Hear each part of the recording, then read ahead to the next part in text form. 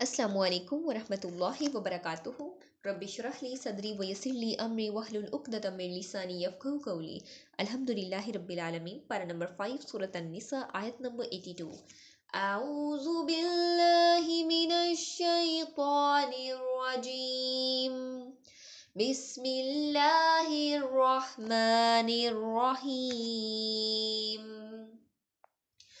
अफला यतदब्बरूनल क़ुरआन वलौ कान मिन इंदि गैरिल्लाहि लवजदू फ़ीहि इख्तिलाफ़न कसीरा।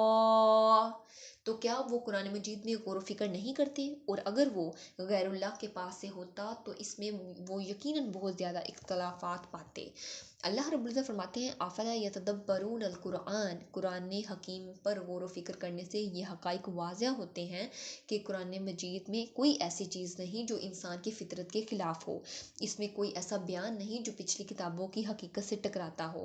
अल्लाह रब्बुल इज़्ज़त एक और जगह फरमाते हैं सूरत मोहम्मद आयत नंबर 24 में, अफ़ला यतदब्बरूनल कुरआन अम अला कुलूबिन अक़फ़ालुहा।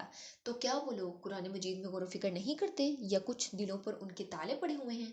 इसी तरह सूरह स्वाद आयत नंबर 29 में अल्लाह रब्बुल इज़्ज़त फरमाते हैं किताबुन अंज़लनाहु इलैका मुबारकुन लियद्दब्बरू।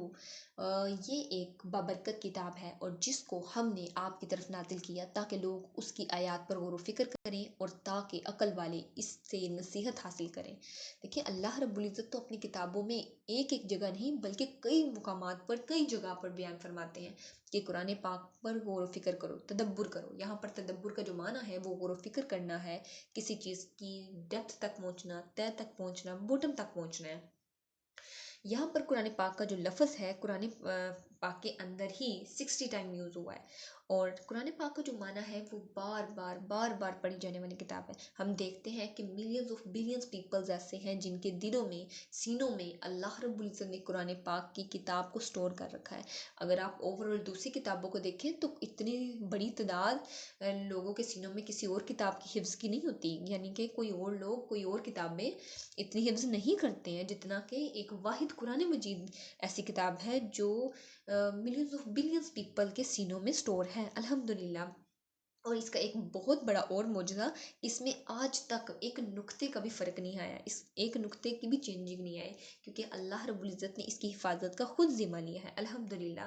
तो देखिए यहाँ पर कुरान पाक को कुरान मजीद को डिफरेंट नाम से पुकारा गया है। कुरान पाक के अंदर फुरकान, किताब, तंजील, बुशरा, हुदा, मजीद, इन नामों से पुकारा गया है। यहाँ पर हम ये भी देखते हैं कि जो क्रिश्चियन लोग हैं वो ये मानते हैं कि जो कुरान मजीद है वो इल्हामी किताब है, लेकिन वो कहते हैं कि सिर्फ़ और सिर्फ ये अरबों पर ही नाज़िल हुई, क्योंकि वो अरबी को समझते थे, लिखना पढ़ना जानते थे। तो यूँ तो हम देखते हैं कि यूँ तो इंसान की कोई काविश कमज़ोरियों से पाक नहीं होती, लिहाजा इंसान की किताबों में तज़ाद और इख्तिलाफ़ात पाए जाते हैं। देखिए अगर कोई शख्स अपनी किसी किताब के बारे में ये झूठा दावा करे कि ये अल्लाह ताला की किताब है तो इसमें यकीनन तज़ादात और इख्तिलाफ़ात होंगे। जिन लोगों ने पिछले अंबिया कराम की किताबों में तहरीफ़ात की, इसमें चेंजिंग की, उनको बदल दिया, इसकी वजह से इन किताबों में जो तज़ादात पैदा होते हैं वो इस बात की वाज़ह दलील है। और देखिए अगर इंसान अपनी ही कोई किताब लिखता है, उसके कुछ देर बाद वो देखता है तो वो कहता है ये मेरी किताब है, इसमें मैंने ये लिखा हुआ था, क्योंकि उसने उस किताब से काफ़ी आगे तक का लिखा होता है, मज़ीद कुछ और न्यू इन्वेंट किया होता है अपनी किताब में, कुछ नया और लिखा होता है। तो देखिए एक ये वाहिद कुरान पाक ऐसी किताब है जिसे जितना ज़्यादा पढ़ो उसके जो इल्म है, उसकी जो बसीरत है, उतने ही ज़्यादा उसमें इजाफ़ा होता चला जाता है। अगर आपने इन तमाम चीज़ों की तफसील देखनी है या पढ़नी है तो मौलाना रहमतुल्लाह किरानवी की किताब इज़हारुल हक़ का मुताला अगर करें तो इसका उर्दू तर्जुमा बाइबल से कुरान तक के नाम से शाया हो चुका है।